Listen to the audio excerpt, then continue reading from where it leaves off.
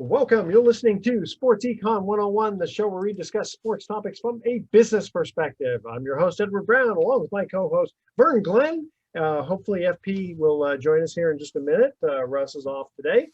And at each commercial break, we're going to ask a sports trivia question. Today, it's miscellaneous football questions. Okay. And I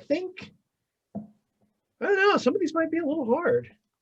I'm sure okay, that's fine. I'm up to the challenge. Let's do it. Let's we're go. not, let's put it this way. You'll have heard of every player. It's just a matter of whether or not you can figure it out. Okay, all right. I'll see if I can connect the dots. Okay. So when we come back, various topics we want to cover, things that I have on here. What do you think about, we'll talk about like college players opting out of bowl games. Kind of interesting. I don't think they used to do that in the old days. Kyrie Irving, still not vaccinated, and the team trying to figure out, like, with his salary, what's going on there. Amazon. Yeah, well, I mean, the NBA, they didn't want to pay the players if they don't want to play. Yeah.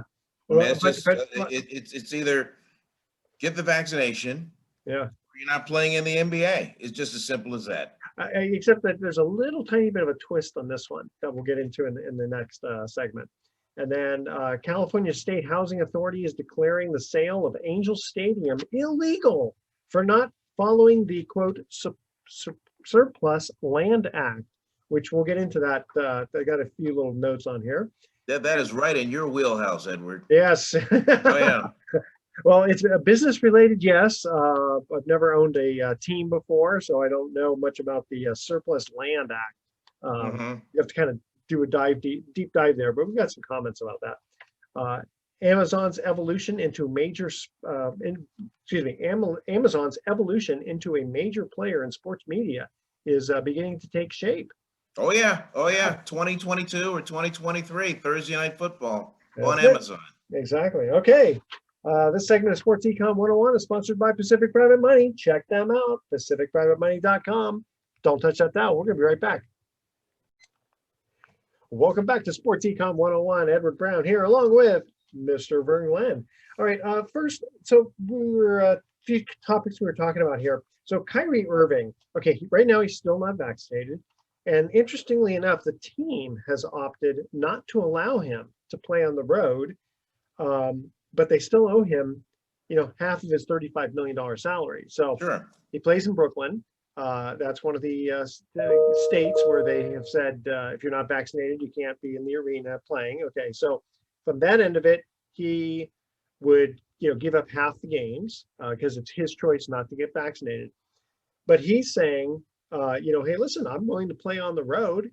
Obviously couldn't play at the Warriors Stadium because they have the same rules, but there are other stadiums that you can. Well, surely, I mean, Brooklyn has had road games. Has Kyrie involved himself in any of those road games? Well, no. What's going on is it sounds like the team has basically said, you know what, I guess it's maybe a power play or something, but no, we're not going to allow you to play in those away games, even if you would be allowed to, because those stadiums don't have a vaccine mandate.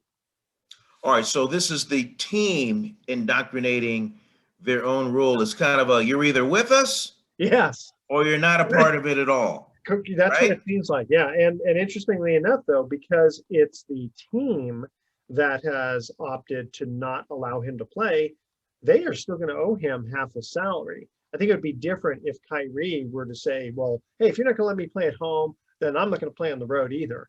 Well, then it would be his choice. And the team could probably at that point say, okay, well, we don't owe you half the salary. Well, this is when we get the lawyers involved. Hey, yeah, right? Say, you've got his people and you've got the team, and certainly anybody legally connected to the team with respect to a law firm. I mean, they're gonna pick through, every part of his contract and justify the not being able to, not being required to pay a salary. And I think it's a different world now, Edward. I mean, it's COVID. I mean, they drive the bus, and these teams, businesses everywhere are especially now private businesses are being made to pay attention and be sensitive to this COVID, now Omicron issue that's just affecting everybody. If I, hey, if I'm in charge of signing those checks, and I got an employee that is not going to work for me at my company, why should I have to pay them?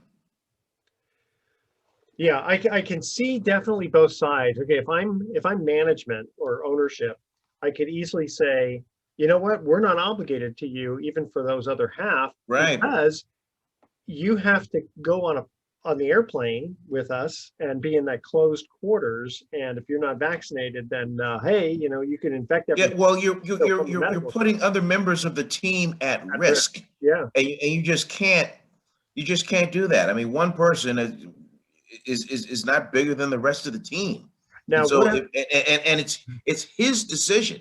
He has chosen not to get the vaccine, so there are consequences to the decisions we make, and that's why if I'm the Nets, it's it's it's my obligation to the team, not Sure. to one player. So let me ask you on was it the what was the team that had to cancel the games because like 9 players came down with COVID? That just happened. I thought it was, well, it Well, the was Chicago Bulls have had to Chicago have Bulls. back-to-back games Okay, there we go. It canceled was the Bulls. Okay, so because of this outbreak. okay, now is it safe to assume that all of those players were vaccinated? Because if isn't that pretty much a kind of general rule across the league that if you're not vaccinated, you're not playing?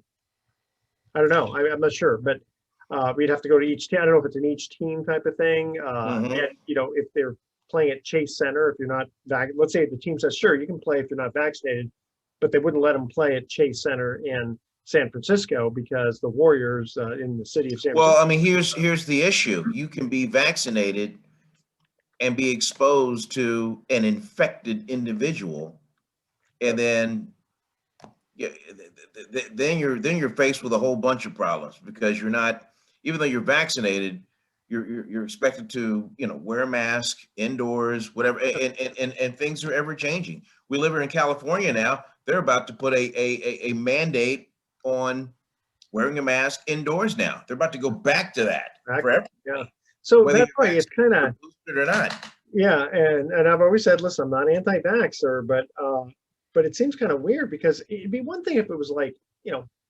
99% effective or 100% effective, that the vaccine means you will not get COVID. But the things, look at all these people are breaking out with COVID, and a lot of them are vaccinated. And so it's sort of like, Well, eh, they say they are, but I don't know.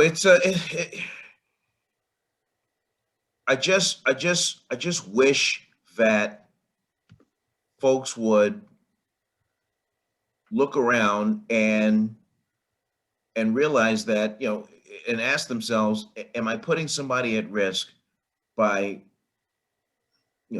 going out to eat, being indoors, being in close quarters, and you're not vaccinated? I mean, okay, you just, and if you aren't, the responsible thing is to not put other people at risk, okay, right?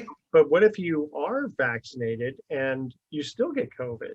Then you're still putting people at risk. Obviously, if you know you've got COVID, you should stay home. And but Sure. just like if I've got the flu or a cold, I shouldn't expose anybody to that Yeah, either, yeah. If you got a flu right? with yeah, you stay at home. Yeah. Right. So the thing is, if you're vaccinated, you can still get COVID, and then you can still pass it around to people, but you may not know you're COVID positive at the time.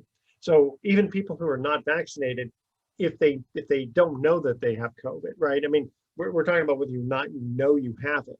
Um, if neither one of you knows you have it, vaccinated or unvaccinated, someone could have it and still give it to somebody else. So it's But then you start, then you start getting to other levels. Like what is the likelihood? What is the yeah, percentage that you true. can infect other people if you are vaccinated? There's just so many gray areas out there. Okay, I stopped getting the one time I got a flu shot. in my life, I had gotten because let's put it this way, it did not prevent me from getting the flu, and it was the That's worst. because a flu shot only protects you against certain strains of the flu. Okay. There may be hundreds of different strains of the flu out there. Oh, You okay, can, fair enough. But I ended up getting the flu like the worst I had ever had. Okay. Mhm. So after that, I stopped getting the flu shot, and I did certain things like nose spray every day. And literally, uh, the only time I can think I got sick was I got maybe in the last 10 years, I've been sick twice. And Yeah, now but not part of it, everybody. But you're one case, and not yeah, everybody's going to be as true. responsible as you are by doing the nasal spray every day. Yeah, exactly. And then part of it too is cutting out sugar and keeping your body healthy and Yeah, not and everybody's all going to that. do that. Yeah, Yeah, exactly. So it's just it's not like a wonder pill type of thing that right. you get this vaccine. Okay, tell you what, we are going to cut to our first commercial break. Where's FP, that rascal? Yeah, I already emailed him yesterday telling him what we are going to be talking about. Okay. Well, maybe his employer has Oh, is it? beckoned upon him, saying, "Well, That's true. I we have to look. sign your checks, and we need you here." Yeah, You know, yeah, so yeah. Yeah, I got to check to see if maybe he sent me an email because that happens to you too. Sometimes, hey, Edward, sorry, can't make it today. sure. All right. We're going to talk in here miscellaneous NFL questions. In 2007, Detroit quarterback John Kitna was sacked 51 times to lead the league. It was still 25 sacks short of the season record set in 2002 by which quarterback? Mm. Yeah, I think I asked this question last year too, because it reminds me of that. All right, that is our trivia question. Stay with us. Sports Econ 101. I'll be right back. Welcome back to Sports Econ 101. Edward Brown here, along with Vern Glenn. Okay, our first trivia question. In 2007, Detroit quarterback John Kitna was sacked 51 times to lead the league, but it was still 25 sacks short of the season record set in 2002 by which quarterback? Holy smokes, that's 76 times. Wow, that's whatever the answer is, the offensive line must not have been very good. No, and in fact, I think probably at the end of the season, this quarterback is probably dead. Wow, Being sacked by that many times. what is that answer? I don't even know. Okay, played for the Houston Texans in 2002. So I'm Oh, thinking was it David it Carr? was David Carr. Yeah, Ah, is that Derek Carr's brother? yeah, Yeah, older it is. brother. Okay, yeah, he's probably going. I wish we could trade places. Yeah, that was unfortunate. David Carr, he was the top pick. The Yeah, Texans got him. In fact, there's a family photo, and Derek Carr, who was very young at the time, yeah. was in the photo, and everything just looked great, and then everything just went sideways with the Texans. They couldn't protect him. They couldn't protect that offense kept going backwards. I mean, they couldn't. They had limited success, How, and how long? I felt bad. How long were they in the league? Or is that wasn't their first year, was it? The Houston Texans? Yeah, No, I don't think so. probably But probably in the 90s. but it just yeah, I felt bad, and because he's the quarterback, he got the blame. Yeah. Yeah. I mean, if you get sacked that many times, I mean, your offensive line is not very good. B, you don't know how to scramble, and Right. three, your receivers are covered all the time. I mean, you can only scramble but so much. I mean, you can run, but you can't hide. So Yeah. you're Hey, just for some reason that got me to thinking, wasn't that very? I thought that was very sweet that what the Denver Broncos did for the Demaryius Thomas, who had, did he just die of like a seizure at age 33? Yeah, apparently seizure in the shower. Yeah, and just 33 years old. In fact, locally here, there's a high school football coach named C.J. Anderson. He won a Super Bowl with the Broncos, Super Bowl 50 that was here in the Bay Area, Oh yeah. and uh, I texted him immediately when it happened, and just saying, "Hey man, I'm sorry," because I knew he was a teammate. Yeah, Yeah. and then he responded and said, "Thanks, thanks a lot." But yeah, 33, boy, too soon. Yeah, yeah. I mean, Terrible. that is really crazy. But I thought it was just really touching that they decided to play with 10 men, and it was I think they played Detroit, right? And They said this is what Yeah, we're Demarius doing. Thomas. Yeah, Yeah, and then they declined the penalty. Just yeah, kind of sort of a tribute. I thought that was actually yeah. I thought that was pretty cool. By the way, yeah, 2002, first year of the Texans. it was okay. Mhm. I figured that it's sort of like when Tampa Bay Buccaneers, I think it was 1976, if I'm not mistaken, that when they came out and they just they lost all their games. In those ice cream sickle uniforms. Yep. Yeah, that's right. And it's so funny because you remember the logo used to be just a buccaneer with a Buccaneer with a little blade in his thing. mouth. Yep. Or sort of like the Patriots when they just had a guy who was very angry in a Patriot type uniform hiking the ball. Mhm. These funny helmets, logos.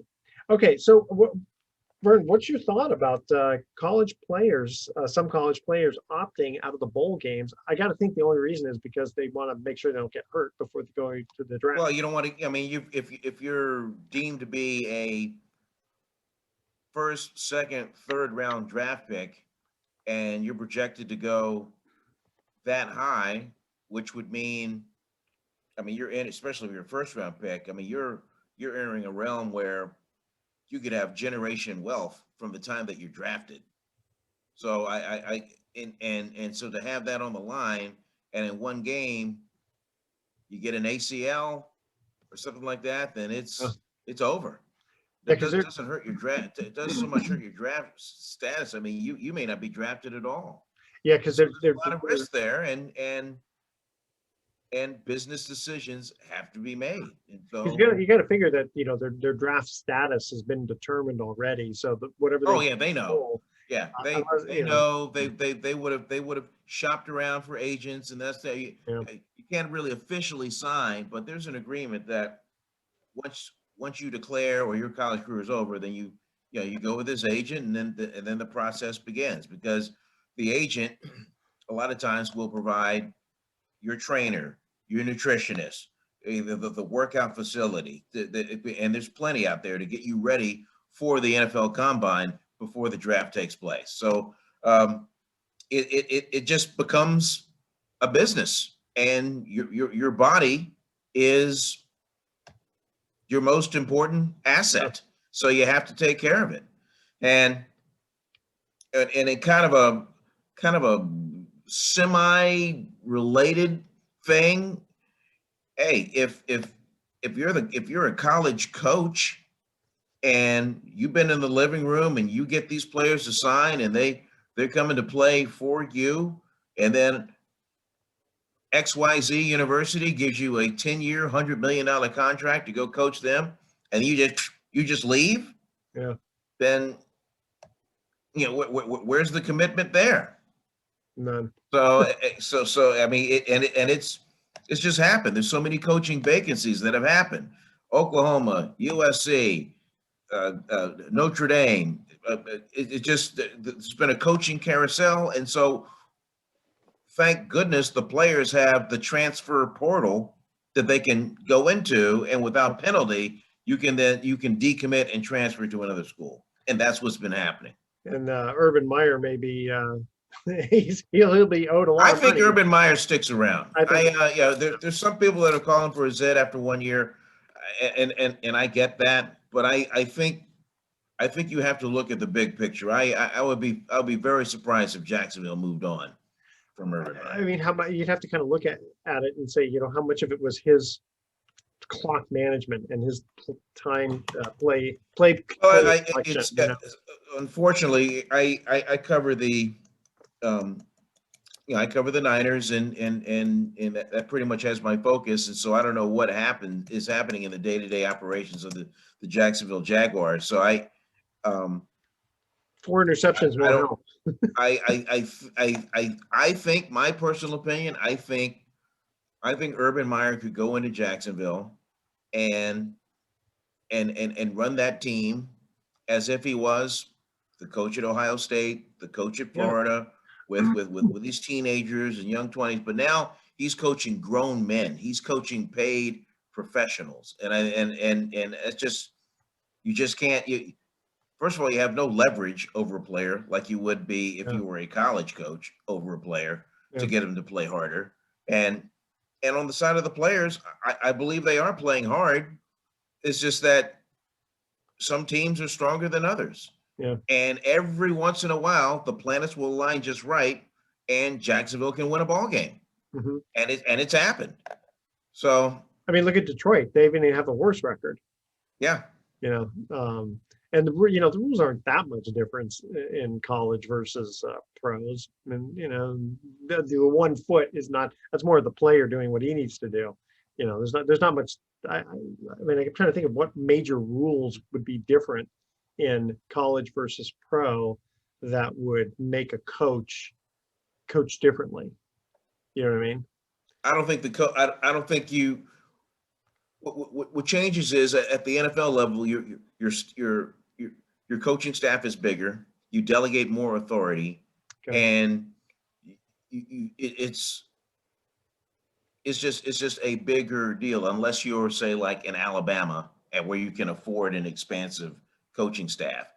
But at the NFL level, you can.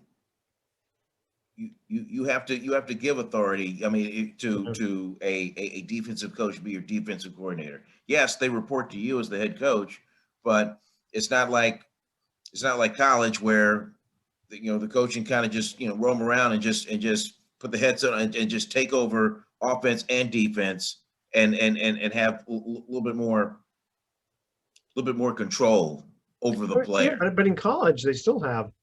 They've got to still have offensive line coaches. Oh, shit, yeah, they have all that, but there's just more position coaches. There's more quality control staff at the NFL level than at the college level, and that's because of budget. Yeah, it all comes down to that. So it's interesting. I mean, I was thinking that going back to this question about college players opting out of bowl games, it's going to be rare, I would think, that a college player would perform at such a high level that suddenly that would make them move up. I mean, it seems like all that can happen is A, you get hurt, or B, you don't perform as well and you go down. So I get that, but then there's also something. I think for a guy projected high in a bowl, I think however he performs in a bowl game, I don't think that hurts his draft status. True. Because by the time, if you're a senior, by the time you get to the bowl game, you know your value at the next level. And I don't remember when that all started, for players not playing. Players opting out? Yeah, I don't remember when that. I mean, maybe when the big money started coming in, but it seems like it's always been around. Think about that. Okay, we're gonna cut to our. Yeah, I'd take a look at that. I think it's more recent than you might. Yeah, I think you're right. Okay, here's our second trivia question. Which kicker set a record in the year 2007 by kicking 74 extra points in the season? And by the way, he was 74 of 74. Pretty good.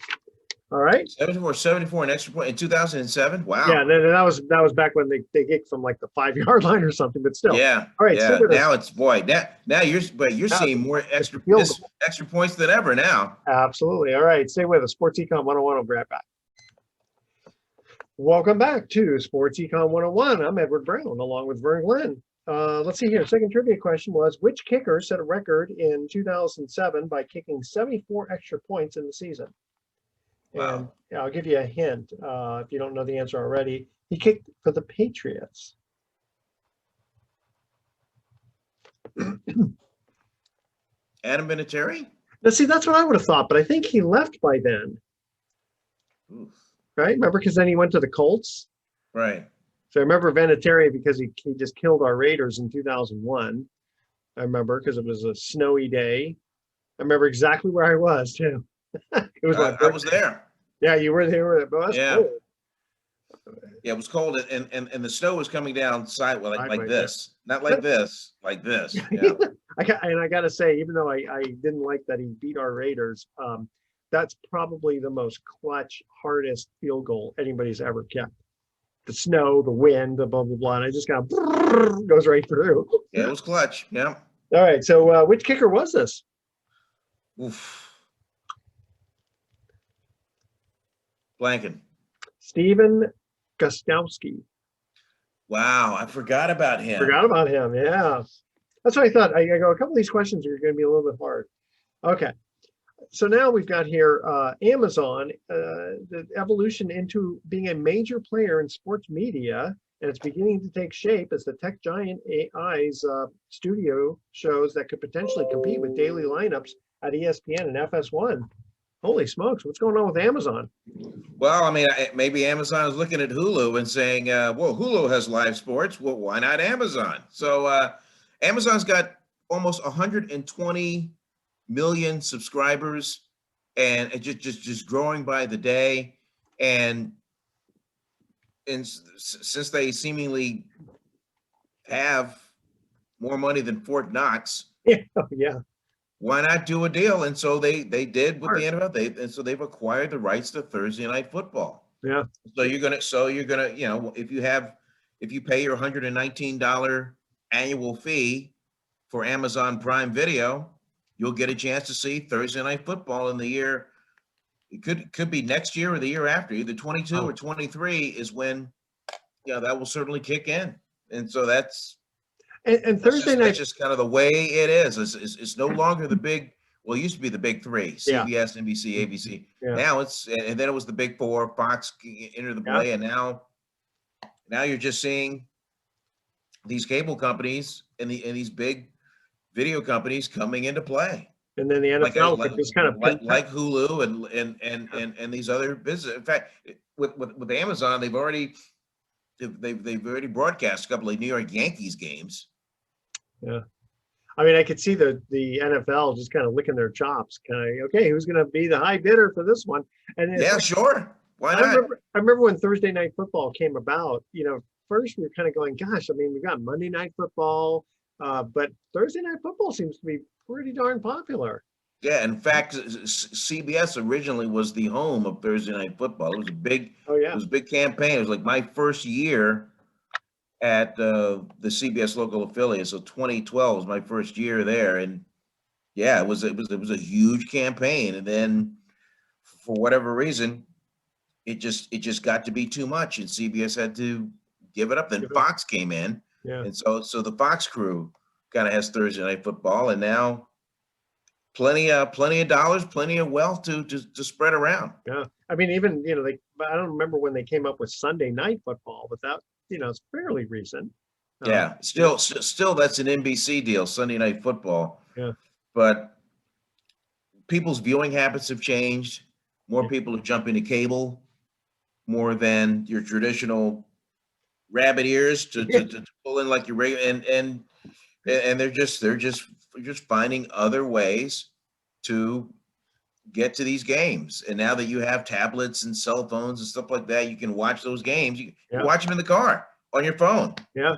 I think Especially if you have the NFL Red Zone, I mean, which is yeah. God's gift to an NFL fan. Yeah.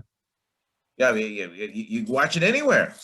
I remember those old days with the rabbit ears, and I used to hate when my dad used to make me stand on the roof with one leg, and when in the rain with two, no, Stay right there. It's perfect. There. Yeah. Now, I know you're on one leg, but now lift the other leg. Right. But, Crazy. that's right. But the old days, yeah, when the antenna broke, what do we use?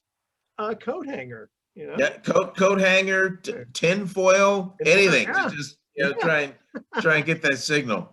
Well, I tell you, the kids, they have no idea what that No. stuff is. But you and me, we remember that. They have to wrap their heads around the fact that we had to actually get up off the couch, go to the TV, and actually turn the knob Yeah. to the channel. Yeah, there was no such thing as a remote. In fact, Remote control. What is that? Hey, for years we had black and white TV. I remember Yeah. we finally got a color TV, and it was in one of those huge consoles that weighed probably 300 pounds. And Yeah, we had the big combo console with TV, record player, stereo. Yeah. It was all in one big. Yeah. Yeah, Big and thing. it probably weighed about 300 pounds, right? Oh yeah. Yeah. Yeah. I used to have to lift those things up, going up flights of stairs when I was 19, working for a television company. Yeah, it was That like was fun. the length of a large coffee table. Yeah, exactly. Yeah. In fact, it's funny mentioning about Amazon, and we get so many packages at our house that when people ask me what I do for a living, I cut up Amazon boxes. That's my job. Yeah. And okay, so last thing I wanted to cover here was California State Housing Agency declared the sale of Angel Stadium illegal for not allowing the Surplus Land Act, in which public land should first be offered to affordable housing developers. The Anaheim City Council, the stadium home for the Los Angeles Angels, and the 150 acres around it for a total of 320 million to a new company started by team owner Art Moreno. He agreed to keep the team in Anaheim until the year 20, at least until the year 2050 as part of the deal. Now, Anaheim argues that the land is not considered surplus as it was initially intended to be a ballpark, which I kind of, just off the surface, I kind of agree. I mean, if you're, why would you have to offer it affordable housing to developers if it's a ballpark and all you're going to do is continue to make it a ballpark? Is how I'm reading this. Well, I've been to that stadium. Yeah. It is a large piece of property, Edward. And that stadium is not completely filled game to game. Yeah. And so you have all this unused part. Oh, it's 150 acres. Yeah. Yeah, of that. And so, yeah, if you're a developer, yeah, I'd like to build there. Sure. You kidding me? Yeah, real estate and have condos and stuff like that. Sure, I'd love that. I mean, maybe they could compromise and have both if there's enough room. Well, money talks. I mean, this is kind of like your area of expertise. I would imagine that there would be a meeting of the minds, and so long as you walk out of that boardroom or out of that Zoom call feeling pretty good, like hey, we made a deal. If everybody feels like, hey, we got a deal, then okay. Yeah. Because bottom line is everybody wants to get paid, right? That's it. And a lot of times with housing development, they have what they call BMRs, below market rent or rental. And what ends up happening is a developer, let's say, wants to build 100 homes. They'll make the developer make, let's say, 10 of those homes at cost. He's not allowed to make any profit at all. And it's to help lower income families be able to afford to live in that same place.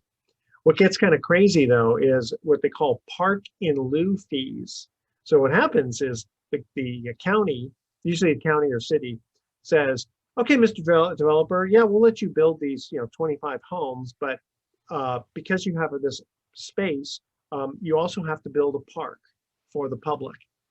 And he goes, well, then wait a minute, that's going to cost me a lot of money, and it's going to take space away from building the houses. Other homes being built. Right. Yeah. And they said, well, I'll tell you what, Mr. Developer, you don't have to build the park. You can pay a park in lieu fee of $1 million. Oh, okay. So, in other words, let's just call it what it is, extortion. You know what? Right. Just call it, say, hey, listen, you know what? Here's our extortion fee. Just call it what it is. Because it's like, if you're so hell bent on saying you have to build a park, well, then why can you pay money to not build the park? Either you want the park or you don't. It's almost like an opt-out fee. Yeah. You can opt out by paying this fee. Yeah, exactly. Right. So that gets, I tell you, they keep talking about wanting all this housing, but then they preclude the developers from building because of all the extra fees and all. They look and they say, we can't make a profit. I mean, it just doesn't make any sense.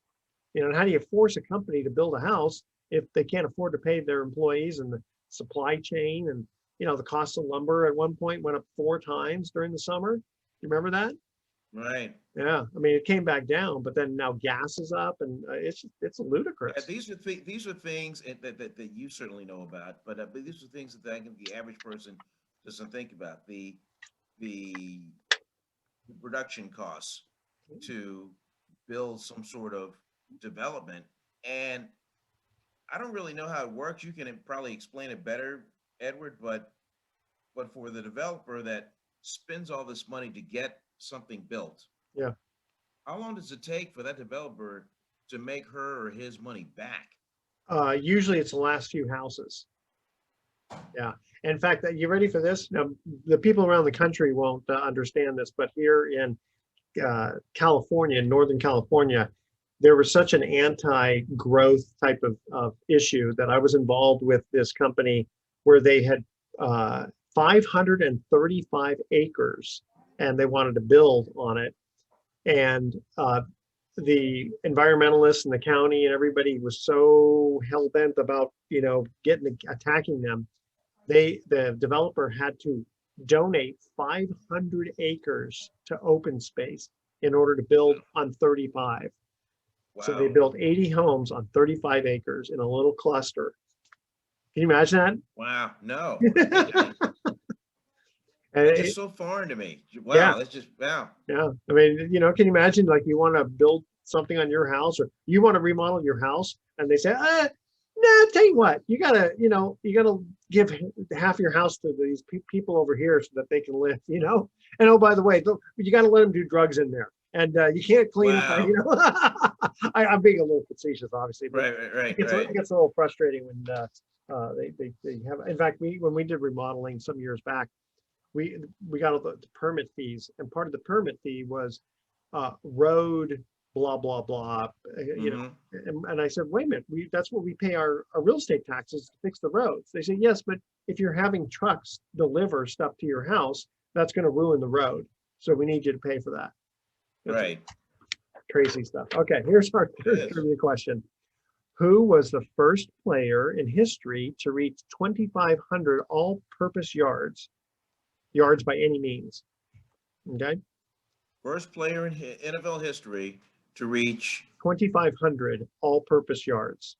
25 in a single season. 2,500 all-purpose yards. Yeah. Okay. Okay. So I'll give you a hint. I mean, this is not that great a hint. 1985. And if you need one more hint, I'll tell you the team, which may or may not help you. Depends if you remember your 1985 year of football. All right. That's our trivia question. Stay with us. Sports Econ 101. We'll be right back with some closing comments. Don't touch that dial. Huh. All right. Welcome. Even here, a player would. Yeah. Well, you don't think about it. I mean, you'll know the name, but you don't think about it too often. Okay. Edward Brown here. Welcome back to Sports Econ 101. Last time for today, I'm Edward Brown, along with Vern Glenn. Here's our third trivia question. Who was the first player in history to reach 2,500 all-purpose yards in a season? The year was 1985. See, my first thought is Roger Craig, who went 1,000 receiving, 1,000 rushing. God, who else was he? All right. Okay. Now I'll give Walter Payton for the Bears. I mean, they were strong that year. God. No, this guy, you'll know the name, but he's not quite that level. Okay. The hint. Another hint. He played for the Chargers, and of course, it would be a running back.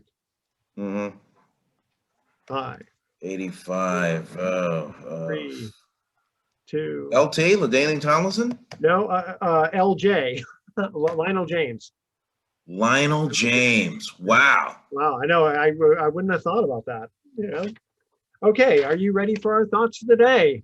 Oh, here we go. Bring it on, Edward. Yeah, okay. We love the dad joke. That's a good thing the other guys aren't here because they probably wouldn't like these. Okay. My wife just asked me to return a mirror next time I head to Home Depot. And I responded, sure, that's something I could see myself doing.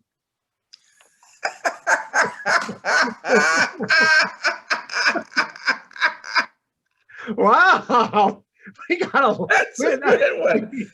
That's a good one. I will recite that in between commercial breaks today. Okay, good. I guess you got to use some of these on TV when the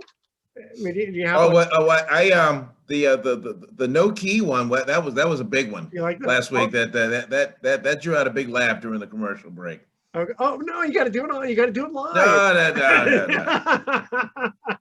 Okay, and how much does Santa pay to park his sleigh? How much does Santa pay to park his sleigh? To park his sleigh? Nothing. It's on the house. Another good one. Hey, that's a good one. All right. Tune in next week to Sports Econ 101. We'll be discussing sports topics from a business perspective and asking more sports trivia questions. Thanks for listening. On behalf of our team, I'm your host, Edward Brown. We'll see you next week. Good night, America. It's long.